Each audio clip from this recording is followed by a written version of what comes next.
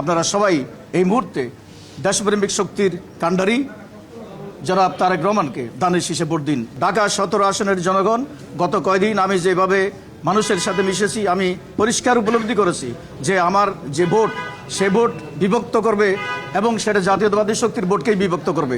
এই আশঙ্কা থেকেই এবং আমার দেশপ্রেমিক জাতীয়তাবাদী চেতনা থেকেই আমি জনাব তারেক রহমানকে সমর্থন দিতে এসেছি। আমি ঢাকা 17 আসনের জনগণকে বলি, আপনারা আমাকে যারা সমর্থন করেছেন, আমি বিভিন্ন মসজিদে গিয়েছি, মাদ্রাসায় গিয়েছি, জনপদে গিয়েছি, তারা আমাকে সমর্থন দিয়েছেন।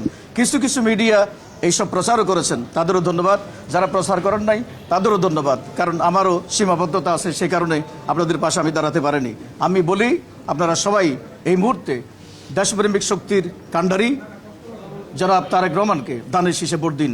আমি বিএনপির সবার আগে বাংলাদেশ স্লোগানকে সমর্থন করতে এসে আমি 17 আসনের আমাকে যারা সমর্থন করেছেন, ভোট দেওয়ার অঙ্গীকার করেছেন, তাদের উদ্দেশ্যে আপনাদের মাধ্যমে আহ্বান জানাই, যারা আমাকে ডাব মার্কায় ভোট দিতে চেয়েছেন তারা ধানের শীষে ভোট দিলে আমাকে ভোট দেওয়া হবে।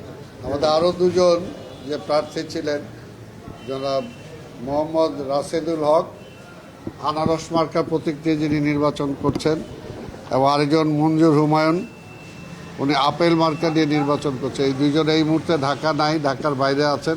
সেই কারণে ওনারা দুইজনেই টেলিফোনের মাধ্যমে আমাদের চেয়ারম্যান জনাব তারেক রহমানের সাথে কথা বলেছেন, এবং কথা বলে তারাও তাদের সমর্থন ব্যক্ত করেছেন, এবং চেয়ারম্যানের পক্ষে তারা আপনাদের মাধ্যমে তাদের শুভাকাঙ্ক্ষী, তাদের সমর্থনকারী যারা আছে তাদেরকে আগামী দিন ধানের শীষ প্রতীকে ভোট দেওয়ার জন্য অনুরোধ করেছেন।